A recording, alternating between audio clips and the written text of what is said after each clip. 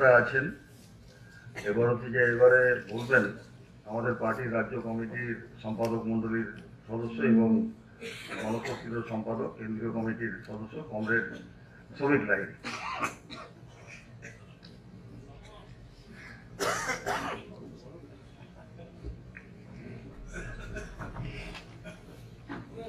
আজকের এই স্মারক সভার সভাপতি কমরেড গৌরাঙ্গদা উপস্থিত আছেন। এখানে নিরুপমদার যোগ্য সহধর্মিনী চন্দ্রাবলী সেন উপস্থিত আছেন। আমাদের পার্টির বর্ধমান পশ্চিমের নেতৃবৃন্দ এবং কংগ্রেসরা। আমার একটা সুবিধা হয়ে গেল, বাড়িঘরদোর সবটাই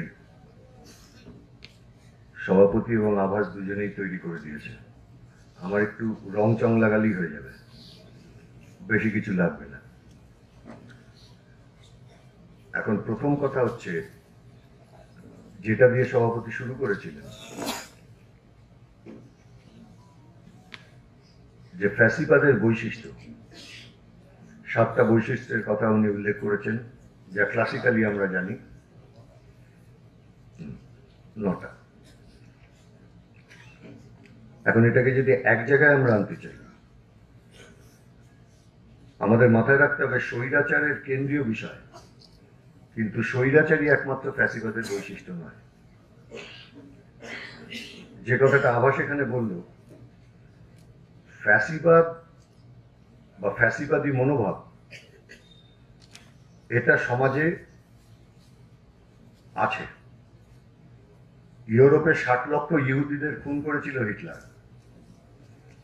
ফলে হিটলার এবং ফ্যাসিবাদ সম্পর্কে একটা প্রবল ঘৃণা ইউরোপে থাকলেও ফ্যাসিবাদ বিলীন হয়ে যায়নি। কখনো এটা চাপা পড়ে থাকে, আবার কখনো এটা সামনের দিকে এগিয়ে আসে। এখন কখন চাপা পড়বে আর কখন সামনের দিকে এগিয়ে আসবে, তার কি কোনো সাধারণ সূত্র আছে অঙ্কের সূত্রের মতো?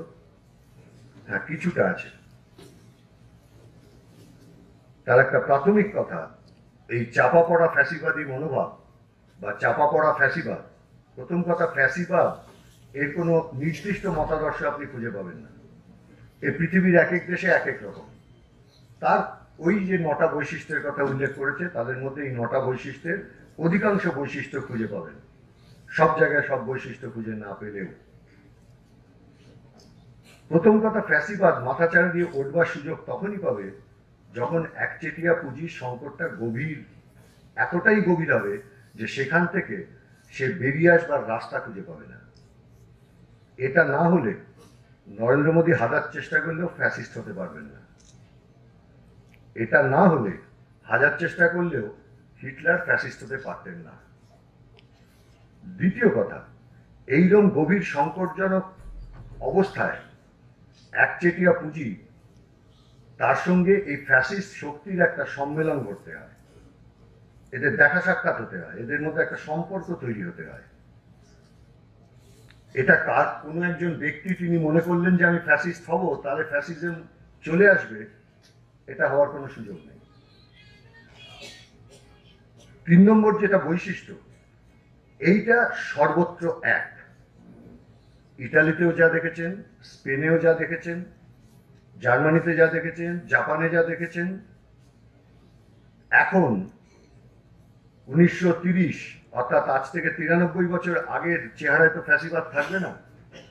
এই 93 বছরে তো প্রচুর জল বয়ে গেছে এই পৃথিবী দিয়ে, কতবার সূর্য ডুবেছে, সূর্য উঠেছে। একই রকম পৃথিবী নেই 93 বছর বাদে। কিন্তু তা সত্ত্বেও দেখবেন সেদিনও ইহুদিদের বিরুদ্ধে আওয়াজ তুলেছিল, হটাও ইহুদি হটাও।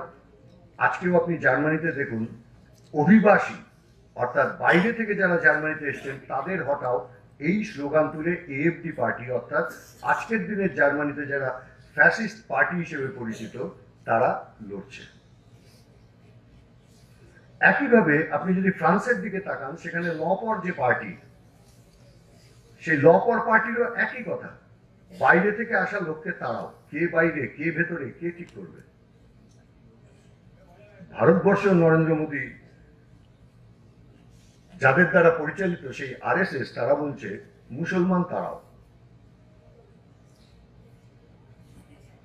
এই একটা প্রশ্নে দেখা যাচ্ছে 93 বছর ধরে এরা এক।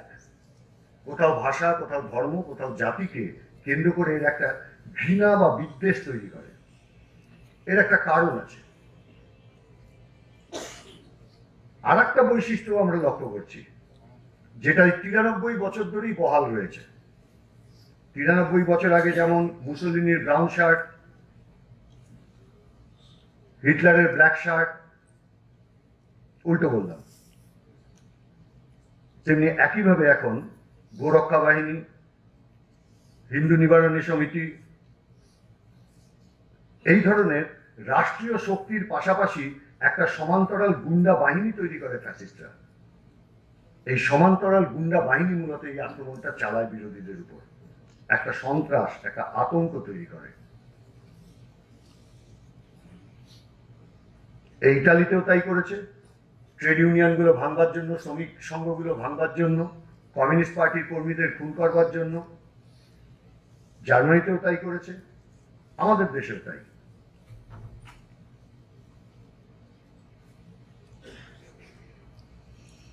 এই যে একচেটিয়া পুঁজির সংকট যখন গভীর হয়, ইংরেজিতে একটা শব্দ আছে ক্রোনি ক্যাপিটাল, এর কি সঠিক বাংলা জানি না, তবে লুটেরা পুঁজি শব্দটা ব্যবহার করলে অনেক কাছাকাছি পৌঁছানো যায়। অর্থাৎ হ্যাঁ, খানিকটা বোঝা যায়। ও খুব কঠিন। এ ধান্দাবাজি নয়, স্বার্থের সংঘাত তো পৃথিবী জুড়ে তো থাকবেই। আমরাও তো একটা শ্রেণীর স্বার্থেই লড়ি। তার চেয়ে লুটেরা পুঁজি কাছাকাছি খানিকটা যাওয়া যায়। অর্থাৎ মূলত ওই কষ্ট করে পুঁজিবাদ, যে কাঁচামাল তৈরি করো, কারখানা লাগাও, জমি কেনো, শ্রমিক ভাড়া করো, শ্রমশক্তিকে ব্যবহার করো, তারপর যা তৈরি হবে সেটাকে বেচো, সেখান থেকে যে উদ্বৃত্ত মূল্য হলো সেইখানে শ্রমিককে ঠকিয়ে বেশিরভাগটা তুমি বাড়ি নিয়ে চলে যাও, এ মেলা হ্যাপা সে পোয়াতে চায় না। এ সরাসরি সরকারকে প্রভাবিত করে সরকারকে বলে এমন ব্যবস্থা করো যেন আমি ছাড়া কেউ না টেকে। এইটা হচ্ছে ক্রোনিজম বা লুটেরা পুঁজির অন্যতম বৈশিষ্ট্য। এই লুটেরা পুঁজি যে কোনো পুঁজিবাদী ব্যবস্থায় সবসময় থাকে।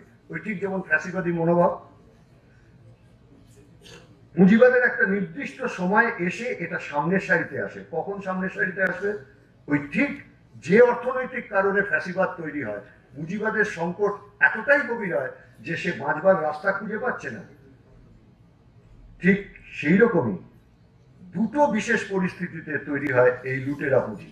পুঁজিবাদের ভেতরের এই যে শক্তিটা, এই শক্তিটা সামনের দিকে চলে আসে, এর দিকে দিকে আগুনের মতো জ্বলতে থাকে। ফুঁ দিলে আগুন জ্বলে ওঠে, তেমনি দুটো ফুঁ লাগে এই আগুনটা জ্বলতে। একটা হচ্ছে যখন লগ্নি পুঁজি প্রতিবাদহীন, প্রতিরোধহীন পৃথিবীর সামনে এসে দাঁড়ায়।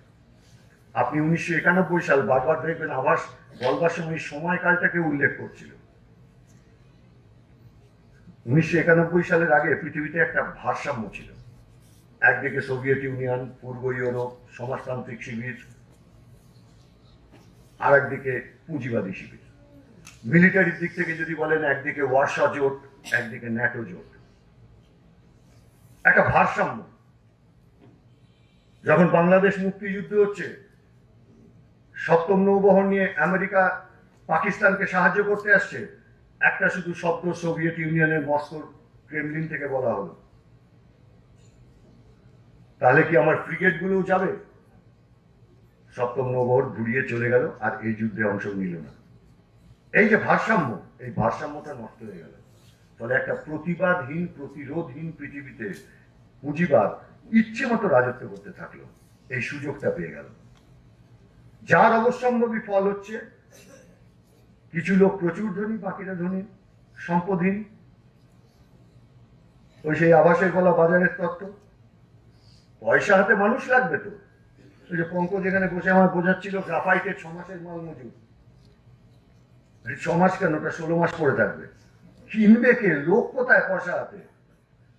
আরে আমাদের এখানে আমরা যারা বসে আছি সবাই যদি 5 টাকা করে গিয়ে বাইরে চা বিস্কুট খান, যদি এখানে 500 লোক থাকে, তাহলে 2,500 টাকার বিক্রি হবে। যদি 10 টাকা করে কেনেন তাহলে 5,000 টাকার বিক্রি হবে। যেমন যেমন পয়সা বাড়বে তেমন তেমন ব্যবসা বাড়বে, তেমন তেমন বিস্কুট উৎপাদন বাড়বে, তেমন তেমন চা তৈরি বাড়বে। আর যেমন যেমন এটা কমবে, এটা যদি 1 টাকা করে দেওয়া হয় তাহলে 5 টাকার ব্যবসা, 500 টাকার ব্যবসা হবে। এই তো সহজ অঙ্ক। এর জন্য প্রচুর অর্থনীতি বোঝার দরকার হয় না। তাহলে বাজার ছোট হবে কিন্তু আমার মুনাফা একই থাকবে, এটা কি করে সম্ভব? উৎপাদন আমি কমে যাবে কিন্তু আমার মুনাফা বৃদ্ধির হার এইটা যেন কোনোভাবে না কমে। ঠিক এইটাই হচ্ছে আসল যোগসূত্র ফ্যাসিবাদের সঙ্গে লগ্নি পুঁজির। যে আমি চাই আমার উৎপাদন না বাড়লেও, বিক্রি না বাড়লেও আমার মুনাফা বৃদ্ধির হার একই থাকবে। কি করে সম্ভব? এটা তখনই সম্ভব যখন সাধারণ মানুষ, যাদের হাতে ক্রমশ পয়সা কমছে, তাদের অন্যান্য সুযোগ সুবিধাগুলো কমানো সম্ভব, তাদের উপর অতিরিক্ত বোঝা চাপিয়ে দেওয়া সম্ভব, তাদেরকে অতিরিক্ত আর শোষণ করা সম্ভব। তাহলে রাষ্ট্রকে সেই ব্যবস্থাটা করে দিতে হবে। কারণ কতটা শোষণ করতে পারবে পুঁজিবাদী ব্যবস্থায় সে তো রাষ্ট্রের আইনে লেখা আছে। আপনি বিনা মজুরিতে কাউকে খাটাতে পারবেন? কেন পারবেন না? আইন নেই আমাদের দেশে। যদি রাষ্ট্রকালকে আইন করে দেয় যে হ্যাঁ বিনা মজুরিতে তুমি খাটাতে পারবে, তাহলে খাটাবে।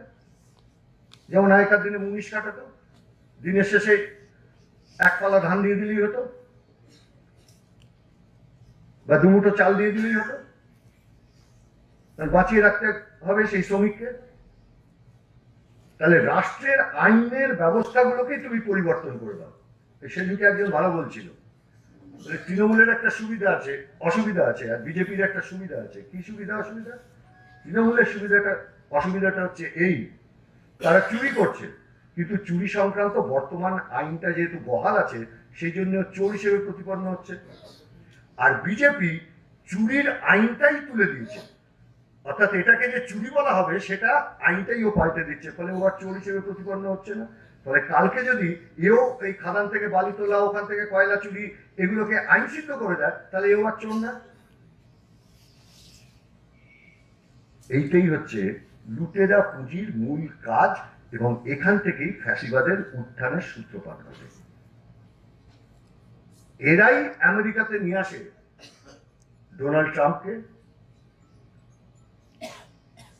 এরাই জার্মানিতে এএফডি পার্টির উত্থানের মূলে, এরাই ফ্রান্সে নপর পার্টির উত্থানের মূলে। এদের আশীর্বাদেই মোদি অথবা দিদি ক্ষমতায়।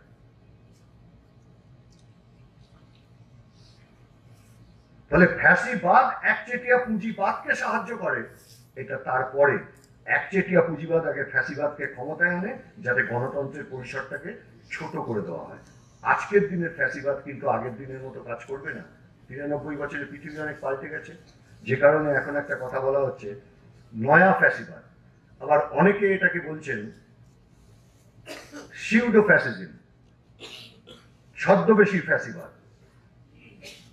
একটা কথা এখন খুব চলছে আজকের ফ্যাসিবাদকে ব্যাখ্যা করতে গিয়ে, অনেকে হয়তো শুনেছেন প্যালিনজেনেসিস বলে। এটা একটা গ্রিক শব্দ। প্যালেন মানে আবার, জেনেসিস মানে উত্থান, অর্থাৎ ফ্যাসিবাদের পুনরায় আবির্ভাব ঘটছে। এই পুনরায় আবির্ভাব ঘটার ঘটনাটাকে ওরা ব্যাখ্যা করছেন। কিভাবে ব্যাখ্যা করছেন? যেমন ধরুন 1930 সালে ফ্যাসিবাদ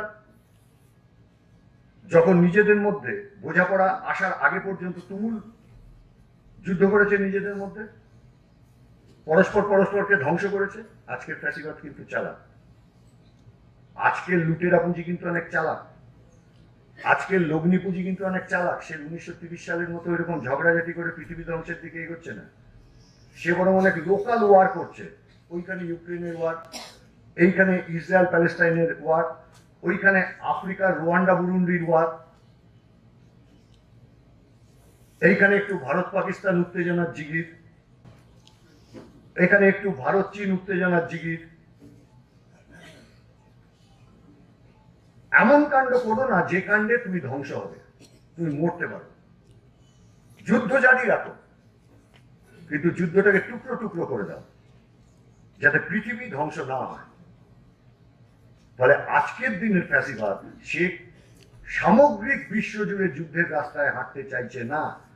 ও তো ভেবেছিল ইউক্রেন রাশিয়া 3 মাসের মধ্যে উড়ে চলে যাবে। তার কারণ গোটা আমেরিকা, গোটা ন্যাটো সবাই তাদের যুদ্ধাস্ত্র থেকে শুরু করে সবকিছু দিয়েছিল, আজও কিচ্ছু হয়নি। ও তো ভেবেছিল প্যালেস্টাইনের সঙ্গে ইসরায়েলের লড়াই মানে অনেকটা বাংলাদেশের সঙ্গে ভারতবর্ষের লড়াই। ও তো কলকাতা পুলিশকে পাঠিয়ে দিলে বাংলাদেশ হেরে যাবে রাষ্ট্রের আয়তনের কারণে। কিন্তু এখনো ওদের যেটা মূল লক্ষ্য প্যালেস্টাইনে যেটা হচ্ছে ওটা কোনো যুদ্ধ না। ইংরেজিতে একটা শব্দ আছে, শব্দটা হচ্ছে প্রোগ্রাম। এর মানে হচ্ছে একটা জাতিকে নিশ্চিহ্ন করে দাও। যে কারণে দেখবেন ওদের যে 20,500 লোক গতকাল পর্যন্ত মারা গেছে, এর 75% হচ্ছে মহিলা এবং শিশু। বাড়ি ধ্বংসের চাইতেও হাসপাতাল ধ্বংস করছে আর স্কুল ধ্বংস করছে। বোমাগুলো ফেলা হচ্ছে বাচ্চাদের স্কুলের উপর। কেন? যাতে পরবর্তী প্রজন্ম বেঁচে না থাকে। এই জাতিটাকে নিশ্চিহ্ন করো। মহিলাদের কেন টার্গেট করা হচ্ছে? কারণ মহিলারাই সন্তান জন্ম দিতে পারে। তাহলে নিশ্চিহ্ন করে দাও এই জাতিটাকে ওখান থেকে। ও তো ভেবেছিল 10 দিনে কাজ শেষ করে ফেলবে, পারলো না কেন? তাতে যে সামগ্রিক যুদ্ধের রূপটা পৃথিবীর পরিগ্রহণ করবে তা হজম করবার মতো শক্তি এমনকি নিজেদের নিয়ন্ত্রিত এই পৃথিবীতে ওদের নেই। আজকে কিভাবে করছে? 30-এর দশকে কর্পোরেট গুলো যা চেহারা ছিল আজকের মতো ট্রান্সন্যাশনাল চেহারা ছিল না। মানে কি?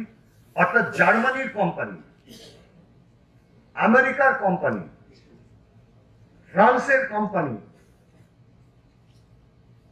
এখন কিন্তু আর মাল্টি ন্যাশনাল নেই, এখন ট্রান্সন্যাশনাল হয়ে গেছে। মাল্টি ন্যাশনাল মানে 3-4টে দেশে ব্যবসা করে, 8-10টা দেশে ব্যবসা করে। ট্রান্সন্যাশনাল মানে আপনি ঘুম থেকে উঠে যে টুথপেস্ট দিয়ে দাঁত মাজেন দুর্গাপুরে বসে, এই একই টুথপেস্ট দিয়ে দাঁত মাজছে লাতিন আমেরিকায়, এই একই টুথপেস্ট দিয়ে দাঁত মাজছে ইউরোপে, একই টুথপেস্ট দিয়ে দাঁত মাজছে পৃথিবীর সবকটা মহাদেশে।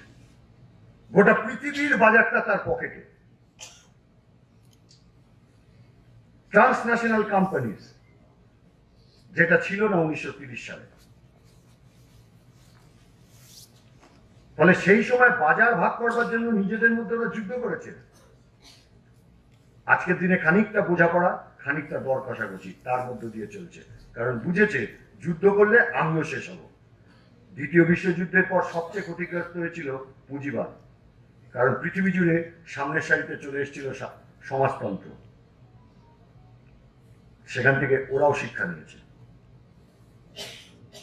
সেই জন্য আজকের দিনে ওরা আকাশ বাতাস কাঁপিয়ে যুদ্ধ করতে চাইছে না। এরা কিভাবে করতে চাইছে? এমন আইন করো যে আইনে তোমার মুনাফাটা বাড়ে, আর এমন আইন করো যাতে আমি এই যে অবাধ লুট চালাবো, এই লুটের বিরুদ্ধে মানুষের ক্ষোভ রাস্তা খুঁজে না পায়। এটা কিভাবে সম্ভব? আজকে পৃথিবীতে প্রথম কথা, 1930 সালেও এত দ্রুত পুঁজি এক দেশ থেকে আর এক দেশে যেতে পারত না। আজকের দিনে এই মুহূর্তে আমি একটা বোতাম টিপব, ভারতবর্ষের শেয়ার বাজার থেকে 1 সেকেন্ডের মধ্যে $100 বিলিয়ন সরিয়ে ফেলা সম্ভব। এই মুহূর্তে ভারতবর্ষের অর্থনীতি যেখানে দাঁড়িয়ে আছে তাসের ঘরের মতো ভেঙে পড়ে যাবে যদি মনে করে বিশ্ব লগ্নি পুঁজি, যেটা 1930 সালে সে সুযোগ ছিল না। যে কোনো মুহূর্তে একটা বাজারকে সে সম্পূর্ণ তছনছ করে দিতে পারে। ফলে সে প্রতি মুহূর্তে সরকারকে বোঝায়, আমার কথা শোনো, তা নইলে আমি যদি পুঁজি স্থানান্তর করে দিই তাহলে কিন্তু তুমি টিকবে না, তোমার অর্থনীতি টিকবে না, তোমার দেশটা তাসের ঘরের মতো ভেঙে পড়বে। ফলে উদার অর্থনীতি যখন শুরু হয়েছিল তখনই গণতন্ত্রের ত্রুটি চিপে ধরা হয়েছিল। আপনি একটা দলকে ভোট দেবেন আর একটা দলকে ভোট দেবেন না, কেন দেন না?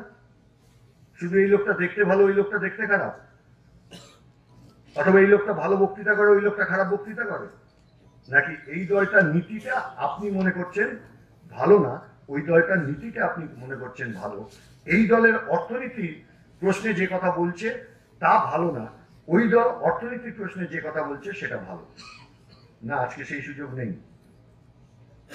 যেই সরকারে আসুক আপনি বাঁধতে পারবেন না। ওই আমেরিকান ডেমোক্রেসিতে বলে না, ঠাট্টা করে সবাই বলে বিরাট গণতন্ত্র ওদের দেশে, কি না দুটো পার্টি, রিপাবলিকান ডেমোক্রেটিক, ঠাট্টা করে লোকে বলে একটা হচ্ছে ডেমোক্রেটিক রিপাবলিকান পার্টি আর একটা রিপাবলিকান ডেমোক্র্যাট পার্টি, অর্থাৎ মুদ্রার এপিট আর ওপিট, কোনো তফাৎ নেই নীতিতে। কার্যতই এখন ইংল্যান্ডেও দাঁড়িয়ে গেছে তাই, মাল্টি পার্টি সিস্টেম এখন টু পার্টি সিস্টেমে এসে দাঁড়িয়েছে।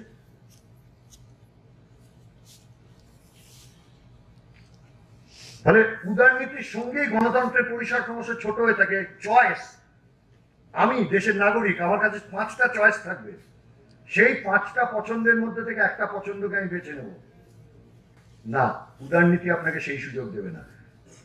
আপনি বাঁচতে পারবেন, কিন্তু উদারনীতিবাদ যারা পরিচালনা করছে সেই লগ্নিপুঁজির মালিকদের কথা অনুযায়ী আপনাকে বাঁচতে হবে। ও যদি বলে যে নুন দেওয়া খিচুড়ি খাবে না নুন বাদ দেওয়া খিচুড়ি খাবে, এই দুটোই আপনার কাছে পছন্দ, আপনি ওখানে ডাল ভাত খাবো বললে চলবে না, ও বেঁধে দিচ্ছে আপনাকে। আর ফ্যাসিবাদ সে আরো মারাত্মক।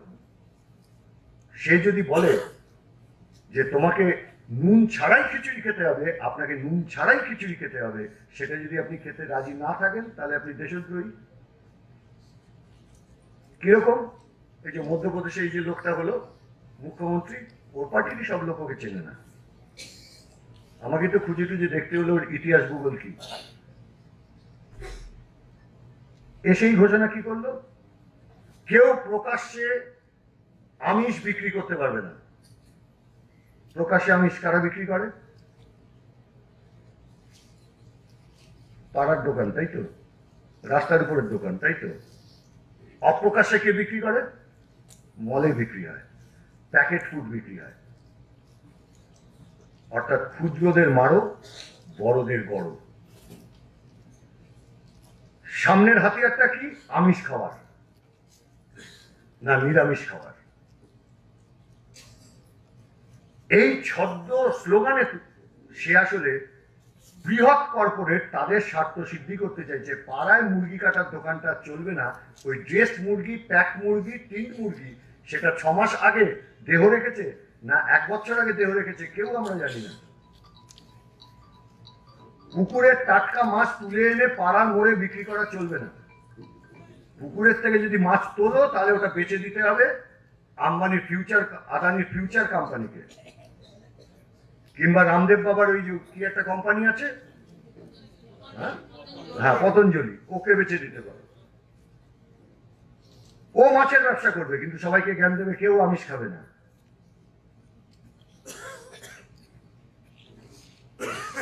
এই হচ্ছে ফ্যাসিবাদের সঙ্গে লুটেরা পুঁজির সম্পর্ক, এই হচ্ছে ফ্যাসিবাদের সঙ্গে কর্পোরেটের সম্পর্ক, যে কর্পোরেটগুলো আসলে লুটেরা পুঁজির তাকে সাহায্য করে। এবং এটা পৃথিবীর দেশে দেশে হয়েছে। অন্যতম একটা বৈশিষ্ট্য, এই যে লুটেরা পুঁজি তারা নিয়ে আসে ফ্যাসিস্টদের, ওর তো মুনাফা বাড়াতে হবে, তাহলে মুনাফা বাড়াবে কিভাবে? 3টে পদ্ধতি। একটা পদ্ধতি হচ্ছে ধনীরা ট্যাক্স কম দেবে, অত ট্যাক্স দেবে না। 2 নম্বর কথা কি? উৎপাদন মূল্য কমাবে। 3 নম্বর কথা কি? যা ওরা তৈরি করবে সেটা ওদের ইচ্ছে মতো দামে বিক্রি করতে দিতে হবে। যে এটা মানবে সে সরকারে আসবে, তাকে আমি পয়সা করি খরচা করে সরকারে আনবো। আমাদের দেশে মোদীকে সরকারে এনে 3টে কাজ হয়েছে। কি পরিমাণ কর্পোরেট ট্যাক্সে কমেছে আপনি দেখুন, ধনীর উপর ট্যাক্স কমেছে। আর এরই ফলো আপে ওরা যে কথা বলেছে সেটা হচ্ছে ধনীর উপর ট্যাক্স কমাও, গরিবের উপর ট্যাক্স বাড়াও, তাহলে সরকার চলবে কি করে? যে কারণে পেট্রোল ডিজেলের উপর ট্যাক্স ক্রমশ বেরিয়ে চলেছে। আপনি 100 টাকার যদি তেল কেনেন, এখন 60 টাকা ট্যাক্স দেন। দ্বিতীয় কথা কি, যে উৎপাদন মূল্য কমাও। কিভাবে কমাবে? জমির দাম কমেনি, কারখানা লাগানোর দাম কমেনি, কাঁচামালের দাম কমেনি, যন্ত্রপাতির দাম কমেনি। ও কমাবে কোথায়? একটাই জায়গা আছে, সেটা হচ্ছে মজুরি কমাও। ওই জন্যই আমাদের দেশে 3টে শ্রমকোড, এই 4টে শ্রমকোড এখন, তাই তো? হ্যাঁ, সমস্ত কটা আইন বাতিল করে, ন্যূনতম মজুরি আইন বাতিল। ন্যূনতম মজুরি ঠিক হতে পারবে না, জিনিসের দাম বাড়লে ন্যূনতম মজুরি বাড়বে, এই যে আইন, ওই আইন বাতিল করো। তাহলে আমার মুনাফা বাড়বে কি করে? এটা মানছে বলেই মোদী ওর কাছে নেতা, এটা মানছে বলেই মোদী ক্ষমতায়। আর ন্যূনতম মজুরির দাবিতে যখন ট্রেড ইউনিয়ন লড়াই করছে, ধর্মঘট ডাকছে, সেই ধর্মঘটে পুলিশ পাঠিয়ে ধর্মঘট ভাঙছে বলেই মমতা বন্দ্যোপাধ্যায় এখানে মুখ্যমন্ত্রী। এটাই হচ্ছে ফ্যাসিবাদের সঙ্গে লগ্নি পুঁজি, লুটেরা পুঁজির সম্পর্ক। 3 নম্বর কথা কি, ইচ্ছে মতো দামে বিক্রি করতে দিতে হবে। আপনি দেখুন এখন সবই খোলা বাজার, সব খোলা বাজার।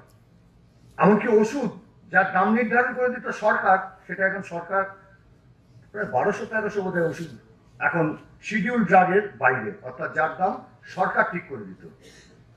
যে কারণে আপনি দেখবেন একটা সাধারণ ওষুধ যার দাম 10 বছর আগে ছিল 2 টাকা, সেই ওষুধের দাম 25 টাকা। একটা সাধারণ ওষুধ যার দাম ছিল 1 টাকা, তার দাম হচ্ছে 10 টাকা।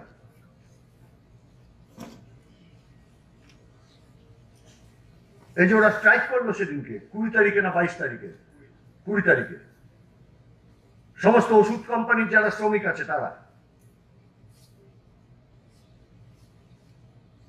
যে তুমি মুনাফা বাড়াচ্ছ 100%, আর মজুরি বাড়ানো তো দূরের কথা, উল্টে মজুরি কাটছ।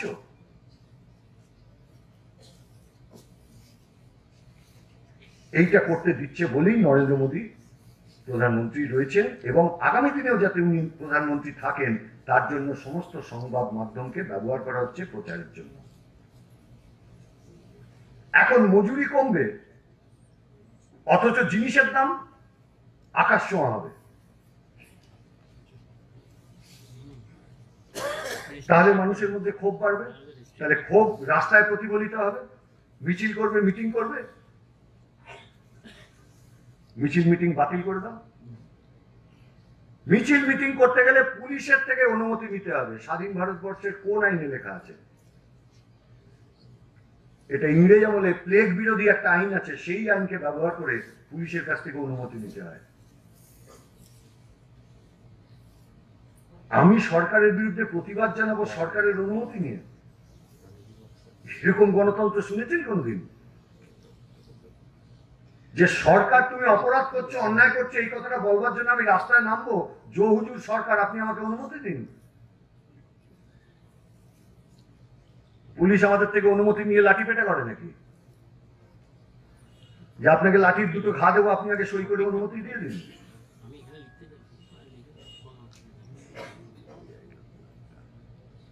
বিচার ব্যবস্থা, তার কাছে যাবেন আপনি বিচার চাইতে, সরকার অপরাধ করছে, মজুরি কমিয়ে দিচ্ছে, জিনিসের দাম বাড়িয়ে দিচ্ছে, বাঁচবো কি করে?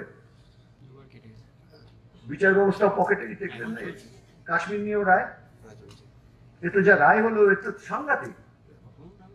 এই আগামীকাল যদি মনে করে মোদী অমিত শাহ পশ্চিমবাংলায় বিধানসভা ভেঙে দেবে, রাষ্ট্রপতি শাসন জারি করবে, পশ্চিমবাংলাকে 3 টুকরো করে ছেড়ে দেবে, উত্তরবঙ্গ, দক্ষিণবঙ্গ, এদিকে হয়তো বনাঞ্চল, ওদিকে হয়তো দার্জিলিং আলাদা রাজ্য।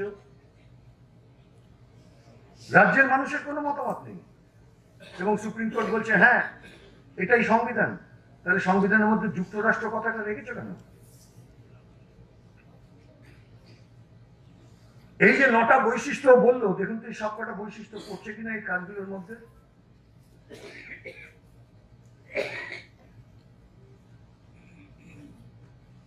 এটাই হচ্ছে ফ্যাসিবাদী চেহারা আগ্রাসী রূপ। সম্পূর্ণ রাষ্ট্র ক্ষমতা এখনো দখল করতে পারেনি। এই সম্পূর্ণ রাষ্ট্র ব্যবস্থা যাতে দখল করতে পারে সেই জন্য ওর কাছে 24-এর নির্বাচন এত গুরুত্বপূর্ণ।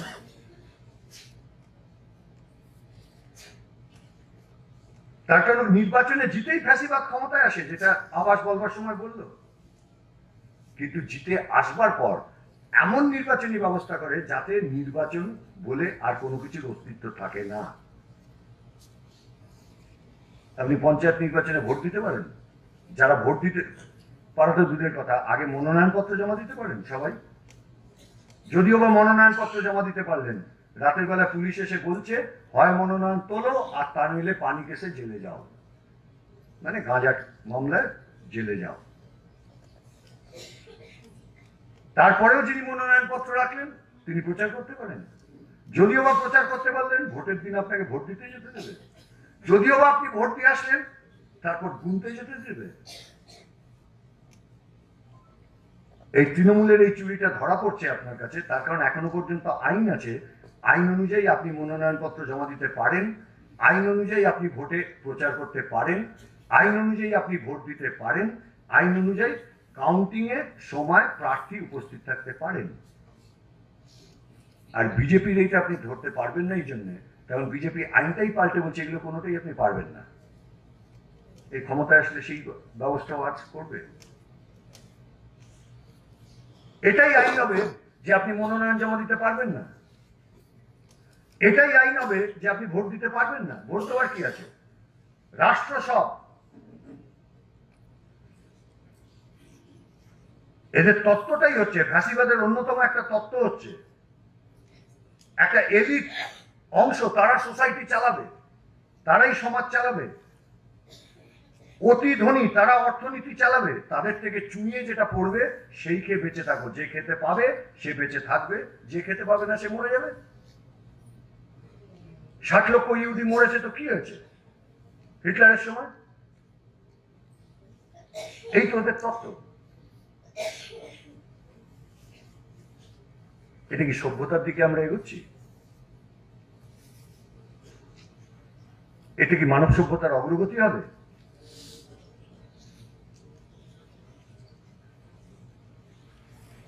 ফ্যাসিবাদ এবং এই লুটেরা পুঁজির মধ্যে সম্পর্ক আজ থেকে না।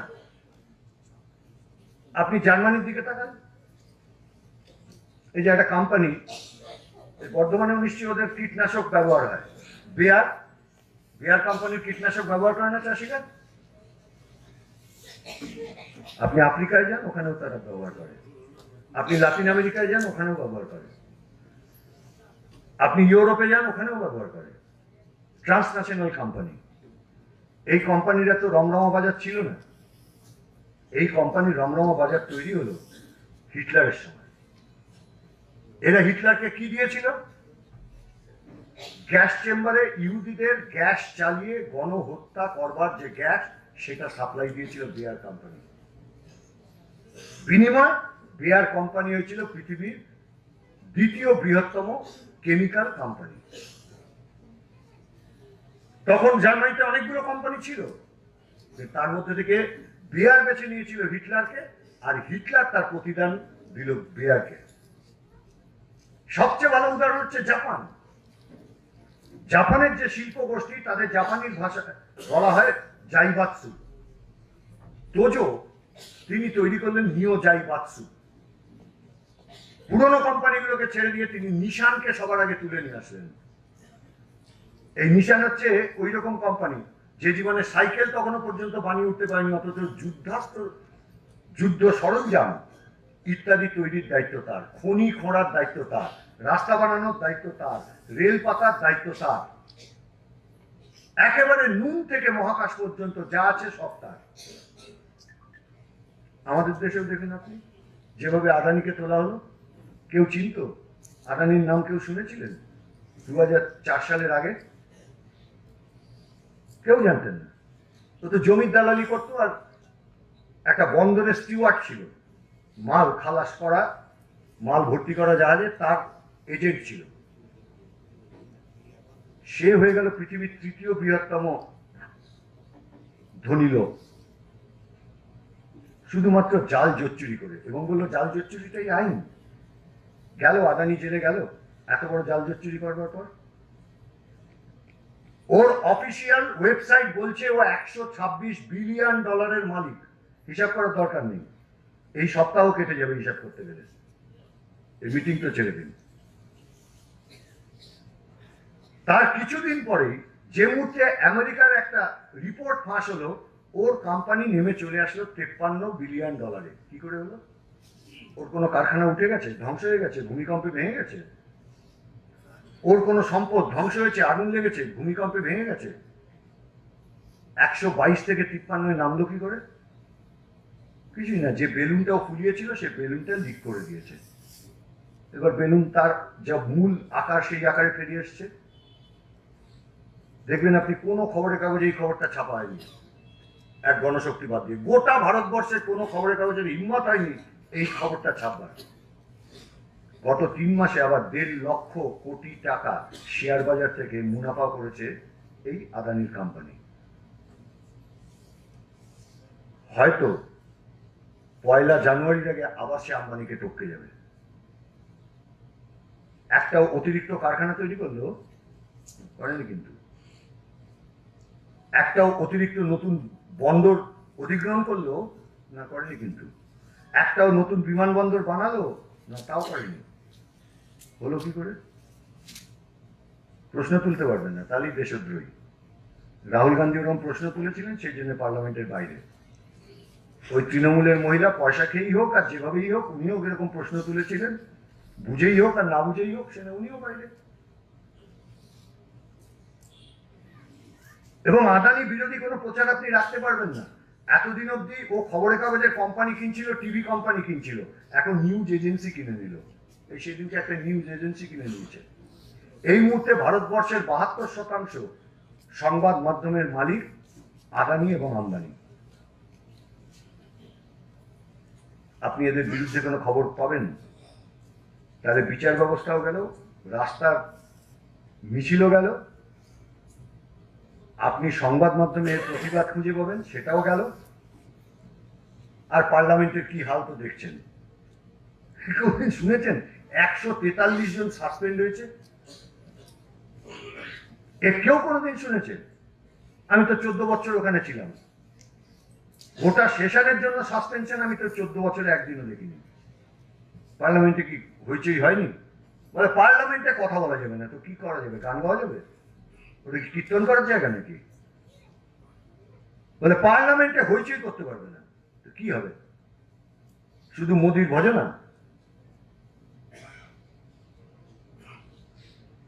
ওর কথা আমি 862 কোটি টাকা দিয়ে এখানে রাজসভা বানিয়েছি, রাজসভায় রাজার কথায় সবাই মাথা নাড়বে। রাজার বিরোধিতা করা যাবে না। আমি বানিয়েছি 862 কোটি টাকা দিয়ে, যেন ওর পিতৃদেব ওকে দিয়ে গেছে। এই হচ্ছে ফ্যাসিবাদ। আর ওর হয়ে যাতে সমস্ত সংবাদ মাধ্যম বাজারে প্রচারে নামে, তার জন্য সমস্ত সংবাদ মাধ্যম কিনে নিচ্ছে আদানি আম্বানি। আর বিনিময় 2014 সাল থেকে 2022 সাল পর্যন্ত পৃথিবীতে সবচাইতে দ্রুত গতির উত্থান যে দুটো কোম্পানির হয়েছে গোটা পৃথিবীতে, Europe, Asia, Africa, America, Australia সব মিলিয়ে গোটা পৃথিবীতে যে দুটি কোম্পানির দ্রুততম উত্থান হয়েছে, সাধারণত দ্রুততম উত্থান হয় সফটওয়্যার কোম্পানিতে। ইন্টেলেকচুয়াল প্রপার্টি রাইট বলে। নতুন একটা জিনিস, নতুন একটা কিছু আবিষ্কার করলে রাতারাতি এই পরিমাণ সে ধনী হয়। তাদের যে কারোর চাইতে দ্রুত গতিতে এরা ধনী হয়েছে গত 9 বছরে। ফলে ওকে মোদিকে আবার আনতে হবে, ওকে আবার দিদিকে আনতে হবে, এবং এটা চিরদিনই হয়। এই ধীরুভাই আম্বানি কে চিনত ওকে? 4টে পেট্রোল পাম্প চালাতো। ওকে তুলে আনা হয়েছিল যখন ইন্ডিকেট আর সিন্ডিকেট কংগ্রেস দুভাগে ভেঙে গেছিল, সেই সময় তো ইন্দিরা গান্ধী ওকে তুলে এনেছিল। ওর পক্ষে শিল্পপতি, সিঙ্গেল লাইসেন্স হোল্ডার। এই যে জিন্স পরে না এখন সবাই, তখন জিন্সের যে টেক্সচার তার সিঙ্গেল লাইসেন্স হোল্ডার ছিল। নাইলন তার সিঙ্গেল লাইসেন্স হোল্ডার ছিল। যে যা জিনিস তৈরি করতে চাইবে সব ওকে তার বিনিময়ে লাইসেন্স ফি দিতে হবে, ওর ওখান থেকেই সব কিনতে হবে। জরুরি অবস্থার সময় সবচেয়ে ফুলে ফেঁপে উঠেছিল, কিন্তু জরুরি অবস্থা দীর্ঘস্থায়ী হয়নি, ফলে ওর এই দ্রুত ফুলে ফেঁপে ওঠাটাও দীর্ঘস্থায়ী হয়নি। আবার এটা দীর্ঘস্থায়ী রূপ পেয়েছিল অটল বিহারী বাজপেয়ী আসার পর।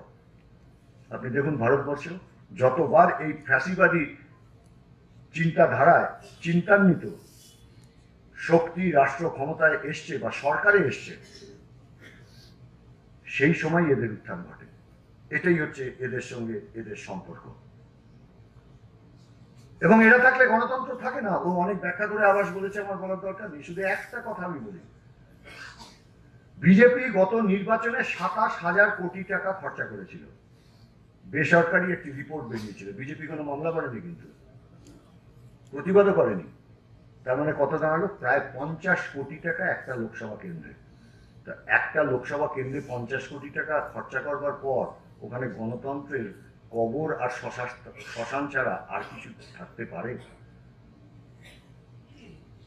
এই জন্যই গরিব করে রাখে। বি আর আম্বেদকর বলেছিলেন না কনস্টিটিউয়েন্ট অ্যাসেম্বলিতে, যেদিনকে সংবিধানের খসড়া প্লেস করেছিলেন, যে আমরা একটা ইতিহাস তৈরি করছি, এক মানুষ এক ভোট, সবচেয়ে ধনীরও এক ভোট, সবচেয়ে গরিবেরও ভোটের মূল্যমান এক, আলাদা নয়। ফলে রাজনৈতিক সমতা আজকে আমরা আনলাম, গোটা পৃথিবী আমাদের থেকে শিখুক, কিন্তু এটা আমরা ধরে রাখতে পারবো না। হুঁশিয়ারি দিয়েছিলেন, যদি অর্থনৈতিক সমতা আমরা না আনতে পারি, যদি দারিদ্র্যের আমরা কমাতে না পারি, দরিদ্র মানুষের কাছে গণতন্ত্র দীর্ঘস্থায়ী হয় না। একটা দরিদ্র মানুষ আগামীকাল সকালবেলায় এক মুঠো চাল সে পাবে কি পাবে না এই পর্যন্ত দেখে, সে ৫ বছর বাদে কি হবে সেটা দেখার সুযোগ তার নেই।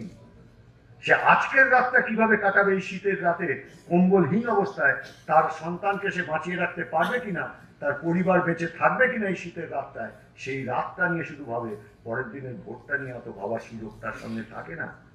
ফলে তার সামনে তখন ৫০০ টাকাটাই দুর্মূল্য হয়ে ওঠে। ফলে পরিকল্পিতভাবে গরিব করে রাখো। যেমন পুঁজিবাদ পরিকল্পিতভাবে মজুদ বেকার বাহিনী তৈরি করে, যত মজুদ বেকার বাহিনী তৈরি থাকবে, যদি মজুরি না বাড়ায়, মজুরি বাড়ানোর দাবিতে যদি মজুররা লড়াই করে, বলবে এই মজুরিতে তুমি রাজি না, বেরিয়ে যাও, তোমার অর্ধেক মজুরিতে কাজ করবার জন্য কারখানার বাইরে বিরাট বেকার যুবক যুবতীদের লাইন আছে। ওই জন্যই ও বেকার মজুদ বাহিনী তৈরি করে পুঁজিবাদ। এই গণতন্ত্রকে ধ্বংস করবার জন্য আজকের দিনের লুটেরা পুঁজি এই দারিদ্র্যকে বাড়ায়। যে কারণে দেখবেন পৃথিবীতে মিলিয়নের সংখ্যা দ্রুত গতিতে ভারতবর্ষে বাড়ছে, আর দরিদ্রের সংখ্যাও দ্রুত গতিতে ভারতবর্ষে বাড়ছে। ক্ষুধা ভারতবর্ষে ক্রমশ বেড়ে চলেছে। অথচ বারবার কথা তো না, আমাদের যে জায়গায় আমরা দাঁড়িয়ে আছি।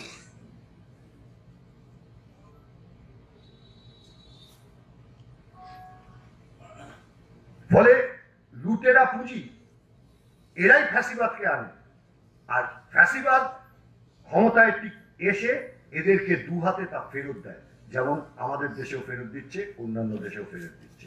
ফলে আজকের দিনের ফ্যাসিবাদ বিরোধী লড়াই, গণতন্ত্রের লড়াই, এটা যদি এই লুটেরা পুঁজির বিরুদ্ধে লড়াইয়ে পরিণত করতে না পারি, আমার রুটি রুজির লড়াইতে আমি পরিণত করতে না পারি, তাহলে ফ্যাসিবাদের বিরুদ্ধে লড়াইটা আমি করতে পারবো না। ফ্যাসিবাদের অন্যতম একটা বৈশিষ্ট্য যা ওরা উল্লেখ করে গেছে, তা হচ্ছে ঘৃণা, বিদ্বেষ। একটা মানুষের অনেকগুলো পরিচয় থাকে। এই যে আমি এখানে বক্তৃতা করছি, আমার অনেকগুলো পরিচয় আছে।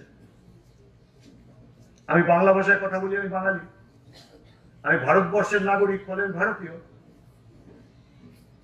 আমি যে পরিবারে জন্মগ্রহণ করেছি, ঘটনাচক্রে তারা হিন্দু ধর্মাবলম্বী, ফলে হিন্দু ধর্ম থেকে আসা আমি।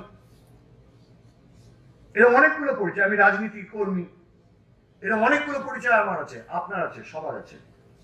আমরা মার্ক্সবাদীরা বলি, উৎপাদন সম্পর্কের ভিত্তিতে যে পরিচয় আপনার, সেই পরিচয়টাই হচ্ছে সবচাইতে গুরুত্বপূর্ণ। কারণ ওই পরিচয় বোধটা যদি আপনার মধ্যে না থাকে, লড়তে পারবেন না।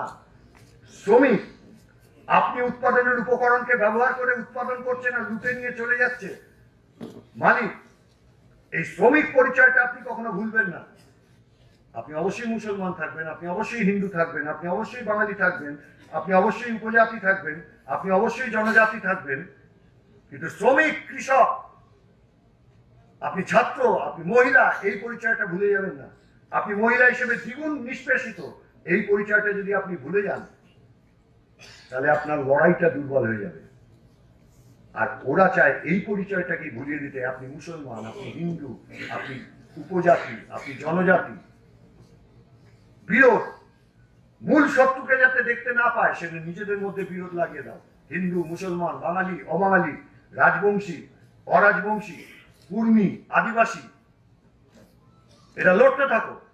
একটা কল্পিত শক্তিকে দাঁড় করাও, যার বিরুদ্ধে লড়তে লড়তে মানুষ নিজে ক্লান্ত হয়ে যাবে। তখন আর মূল শত্রু যারা লুট করছে গোটা দেশকে, আপনার পকেটকে, আপনার সংসারকে, আপনার ভবিষ্যৎকে, আপনার সন্তানের ভবিষ্যৎকে যারা লুট করছে, তখন তাদের বিরুদ্ধে লড়াইতে মানুষ আর ঐক্যবদ্ধ হতে পারবে না। এই হচ্ছে ওদের লক্ষ্য। আর আমাদের লক্ষ্য হচ্ছে আমরা এর ভিত্তিতে কিভাবে মানুষকে ঐক্যবদ্ধ করব। এই লড়াইটা সোজা না, খুব কঠিন। যত সহজে আমি বক্তৃতা করছি তা না, একটা লম্বা টানেল, টানেলটা কত লম্বা আমরা কেউ জানি না, এর কতটা পথ হাঁটতে হবে তা আমরা জানি না। 1930-এ হিটলার তার উত্থান ঘটলেও দ্রুত 12 বছরের মধ্যে তার পতন ঘটেছিল, কারণ উল্টো দিকে স্টালিন ছিলেন, সোভিয়েত ইউনিয়ন ছিল। আজকের পৃথিবীতে সমাজতন্ত্র এই জায়গায় দাঁড়িয়ে নেই যে বিশ্ব জুড়ে দক্ষিণপন্থার এই উত্থানকে তারা দমন করে দেবে। ফলে আজকের দিনে দক্ষিণপন্থার উত্থান, অতি দক্ষিণপন্থার উত্থান, ফ্যাসিবাদের উত্থানকে মোকাবিলা করতে হবে একমাত্র মানুষকে সাথে নিয়ে। এই লড়াই দীর্ঘস্থায়ী, এই লড়াই দুদিনে যেতে যাবে না। 24 সালের নির্বাচন আর 5টা ভারতবর্ষে 52 সালের পর থেকে হওয়া নির্বাচনের মতো না। এই নির্বাচনের পর ঠিক হবে যে এই সংবিধান নিয়ে ভারতবর্ষ থাকবে কিনা। এই নির্বাচনে ঠিক হবে যে ভারতবর্ষ যুক্তরাষ্ট্রীয় কাঠামো থাকবে কিনা, ভারতবর্ষে শ্রম আইন থাকবে কিনা, ভারতবর্ষে কৃষকের ফসলের ন্যায্য দাম পাওয়ার আইনটা থাকবে কিনা। জমা মালিক বোনাস দিচ্ছে না, তার বিরুদ্ধে লড়াইয়ের অধিকার, ওটা এখন রাষ্ট্রের কাছে জমা। ওগুলোর রাষ্ট্রীয়করণ হবে, আর রাষ্ট্রীয় সম্পদগুলোর বিরাষ্ট্রীয়করণ হবে। ফলে এ লড়াই প্রতিদিনের লড়াই, মনন জগতের লড়াই। আর ভারতবর্ষে তো লড়াইটা কঠিন, হিন্দুত্ব। আমাদের অনেকেই ভাবেন হিন্দু আর হিন্দুত্ব বোধহয় এক জিনিস, কোনো সম্পর্ক নেই। ধরুন দুজন বেড়াতে যাওয়ার জন্য ঠিক করলে, একজন বেড়াতে গেল আগরতলা, আর একজন বেড়াতে গেল খাটের তলা, ঠিক যতটা তফাৎ ততটাই, কোনো মিল নেই এই দুটোর মধ্যে। হিন্দু ধর্ম তো একটা 5, 6, 7 হাজার বছরের পুরনো ধর্ম। এ শুধু আর্যদের আনা ধর্ম নয়, তার মধ্যে হরপ্পা যুক্ত হয়ে আছে, মেহেরগড় সভ্যতা যুক্ত হয়ে আছে, মহেঞ্জোদারো সভ্যতা যুক্ত হয়ে আছে। এই হাজার হাজার বছর ধরে তার কত ধারা উপধারা তৈরি হয়ে গেছে। বৌদ্ধ ধর্ম তা আবার ভেঙে দুটুকরো হয়ে গেছে, জৈন ধর্ম তা আবার ভেঙে দুটুকরো হয়ে গেছে। গোটা ভারতবর্ষ জুড়ে হিন্দুদের কোনো কমন কথা আছে বলতে পারবে কেউ? বৈদিক যুগে কোনো দেবতার অস্তিত্ব ছিল নাকি? একজন দেবতার নাম দেখাতে পারবেন কোথাও লেখা আছে? আজকের দিনে যাদেরকে পূজা করা হয় কেউ ছিলেন না। তো তখন প্রকৃতি ছিল উপাস্য, সূর্য দেবতা, বায়ু দেবতা, বজ্র দেবতা, জল দেবতা। মানুষ প্রকৃতিকে বোঝবার জন্য তার পিছনে এক অজানা শক্তি, তার উপাসনা করতো। যদি এই অজানাকে জানা যায়, এই উদ্দেশ্য নিয়ে তো শুরু। এ শুধু আমাদের এখানে না, ওই মিশরের সুমেরীয় সভ্যতা কিংবা মায়া সভ্যতা মেক্সিকোর একই। ওদেরও আগুনের দেবতা আছে, ওদেরও বায়ুর দেবতা আছে। এটাই হচ্ছে মানব সভ্যতা। ক্রমে ক্রমে নানান ঘাত প্রতিঘাত এর মধ্য দিয়ে এই ধর্ম আজকে এখানে এসছে। এখানে বাঙালি হিন্দুরা যে রীতি মেনে চলে, রাজস্থানের হিন্দু সেই রীতি মেনে চলে। সেদিনকে আমি এক আমাদের যুব কমরেডের বিয়েতে গেছিলাম, খুব ভালো, ওটার ছেলে মেয়ে দুজনকে চিনি। ওর মা আমাদের সঙ্গে রাজনীতি করতেন, এখনো করেন। তারপর দেখা হলো, আর কেমন আছিস? তো মেয়েটি বলছে খুব গোলমাল। কিসের গোলমাল? বলে কোনো আত্মীয় স্বজনের বাড়ি যেতে পারছি না, না বাপের বাড়ির দিকে না শ্বশুর বাড়ির দিকে। কেন? বলে এই যে শাখা সিঁদুর পরীক্ষাতে পড়ি না আমি।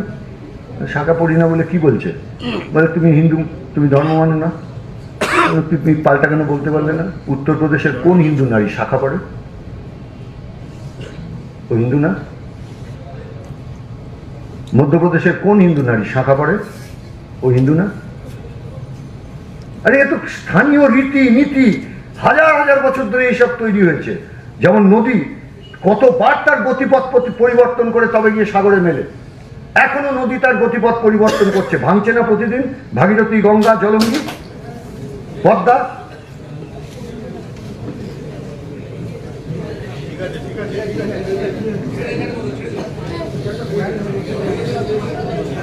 ঠিক আছে, কারণ লাগেনি। ঠিক তেমনি হচ্ছে হিন্দু ধর্ম। আর হিন্দুত্ব হচ্ছে একটা রাজনৈতিক প্রকল্প। আমরা সিপিআইএম বলছি তা না। এই হিন্দুত্ব মতবাদের যিনি স্রষ্টা সাভারকার, তিনি বলছেন হিন্দুত্ব হচ্ছে একটি রাজনৈতিক প্রকল্প হিন্দু রাষ্ট্র গঠনের জন্য। আপনি সাভারকারের লেখার যে দুটো হিন্দুত্ব সম্পর্কিত লেখা, সেই লেখার কোথাও আপনি দেখতে পাবেন মন্দিরে যাওয়ার কথা বলছে, গীতা পাঠের কথা বলছে, চণ্ডী পাঠের কথা বলছে, কিছু বলা নেই। কারণ এর সঙ্গে ধর্মের কোনো সম্পর্ক নেই, শুধুমাত্র ধর্মীয় আবেগকে ব্যবহার করে ক্ষমতা দখলের প্রশ্নটা আছে। হঠাৎ গীতা পাঠের আসর বসিয়ে দিল, যেন নরেন্দ্র মোদীর আগে কেউ কোনোদিন গীতা পাঠ করেনি, ও এসে এখন গীতা পাঠ করা শেখাবে। আবার ওটা শুনে উনি নেমে পড়লেন আমি তবে চণ্ডী পাঠ। এ বলে আমি করব রামের মন্দির, ও বলে তাহলে আমি চললাম জগন্নাথ। তো হিন্দুদের লড়িয়ে দিচ্ছে, জগন্নাথ বনাম নাম, চণ্ডী বনাম গীতা। এটা ধর্ম মানে? এর সঙ্গে ধর্মের কোনো সম্পর্ক আছে? ধর্মীয় আবেগকে ব্যবহার করছে ক্ষমতা দখলের জন্য। আমাদের দেশ এক থাকবে না দেশটা ধর্ম নিরপেক্ষ না থাকলে, কারণ বহু ভাষার দেশ, বহু ধর্মের দেশ। পৃথিবীর দ্বিতীয় বৃহত্তম ইসলাম ধর্মে বিশ্বাসী মানুষের বাস এই দেশে। পৃথিবীর সবচাইতে বেশি হিন্দু ধর্মে বিশ্বাসী মানুষের বাস এই দেশে। আবার ওই হিন্দু ধর্মের মধ্যেই নাস্তিকতা লুকিয়ে আছে, তার মধ্যেই চারবাক দর্শন লুকিয়ে আছে। এ কোনোটাকে অস্বীকার করে ভারতবর্ষ এক থাকতে পারবে? কে বিদেশি? আর্যরা বিদেশি না? তাহলে তো আদিবাসীরা বাদ দিয়ে বাকি সবার পুকুরে ঝাঁপিয়ে মরা উচিত।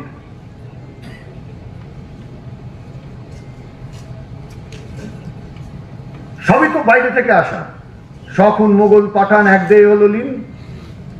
এই তো আমরা ভারতবর্ষ। তুমি নরেন্দ্র মোদী, তোমার ঠাকুরদা, তার ঠাকুরদা, সেই কেবল ভারতবাসী। আর আমার ঠাকুরদা বাইরে থেকে ভেসে আসা খড়ের কুটো।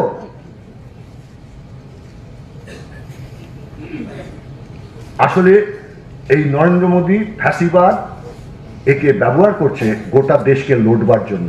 ফলে লুটের বিরুদ্ধে লড়াই গণতন্ত্র রক্ষার লড়াই, ঝুটি রুজির লড়াই গণতন্ত্র রক্ষার লড়াই, মানুষের জীবন জীবিকার লড়াই গণতন্ত্র রক্ষার লড়াই, শিক্ষার অধিকারের লড়াই, বেকার যুবকের কাজের লড়াই, যুবতীর কাজের লড়াই, একই সঙ্গে গণতন্ত্র রক্ষার লড়াই। এই লড়াইগুলোই একমাত্র ফ্যাসিবাদকে তুলে ফেলে দিতে পারে। এ কাজ আমরা একা পারবো না। ফ্যাসিবাদ বিরোধী লড়াই একা করতে পারবো না। সুবিধা হচ্ছে ফ্যাসিবাদ সব অংশকে যেহেতু আক্রমণ করে, সেই জন্য সব অংশই আক্রান্ত হয়, একে একে আক্রান্ত হয়। ওই বিখ্যাত কবিতাটা আছে না, জার্মান পাদ্রির, ওকে জেলে ঢুকেছিল, হ্যাঁ, ওকে জেলে ঢুকিয়ে দিয়েছিল। একটা কবিতা লিখবে বলে একটা কলম চেয়েছিল, কাগজ চেয়েছিল, জেলার দেয়নি, তখন কবজিটা কেটেছে, দেয়ালের গায়ে কবিতাটা লিখেছিল। ওর বাংলা অনুবাদ করলে অনেকটা এরকম দাঁড়ায়, প্রথমে ওরা এলো ইহুদিদের মারতে, আমি প্রতিবাদ করিনি কারণ আমি ইহুদি ছিলাম না। তারপর ওরা এলো কমিউনিস্টদের ধরতে, তখনও আমি প্রতিবাদ করিনি কারণ আমি কমিউনিস্ট ছিলাম না। এরপর ওরা এলো রোমান ক্যাথলিকদের মারতে। আমি তখনও প্রতিবাদ করিনি, কারণ আমি রোমান ক্যাথলিক ছিলাম না। অবশেষে ওরা এলো আমাকে ধরতে, কিন্তু তখন আমার হয়ে প্রতিবাদ করার জন্য অবশিষ্ট আর কেউ ছিল না। এই অবশিষ্ট হওয়া যাবে না। অবশিষ্ট হওয়ার অনেক আগে রাস্তায় নামতে হবে, তবেই ফ্যাসিবাদকে রোকা সম্ভব। এবং সব অংশ, পাদ্রীর থেকে কমিউনিস্ট, ইহুদি, সবাই আক্রান্ত হয়েছিল। আমাদের দেশেও সবাই আক্রান্ত হবে, শুধু মুসলমানের উপর দিয়ে ঝড় যাবে না। গ্যাসের দাম যখন 414 থেকে 929 হয়, ওটা শুধু মুসলমান, বৌদ্ধ, খ্রিস্টান, কমিউনিস্টদের জন্য হয় না, হিন্দুদের জন্য হয়। যখন কেরোসিন তেলের দামটা 14 টাকার থেকে 89 টাকা হয়, ওটা হিন্দুদের জন্য হয়। ফলে আক্রমণটা সমস্ত অংশের মানুষ। ফলে this is the best of the time, this is the worst of the time. এটা যেমন একটা অন্ধকারতম দিন, তেমনি এই দিনটার মধ্যেই সূর্যের আলো লুকিয়ে আছে। সেই মেঘটাকে সরিয়ে সূর্যের আলোটাকে টেনে আনাটাই হচ্ছে ফ্যাসিবাদ বিরোধী লড়াইতে কমিউনিস্টদের ভূমিকা। ধন্যবাদ। কমরেড, আজকে দুজন বললেন, আমরা সমৃদ্ধ হলাম এবং এখানে নিরুপমদার এই স্মরণে আমরা উপস্থিত হয়েছি। আমাদের কিন্তু একটা ভয়ঙ্কর মতাদর্শ, যে ফ্যাসিবাদী মতাদর্শের বিরুদ্ধে আমাদেরকে লড়তে হচ্ছে। আমরা চাইব যে এই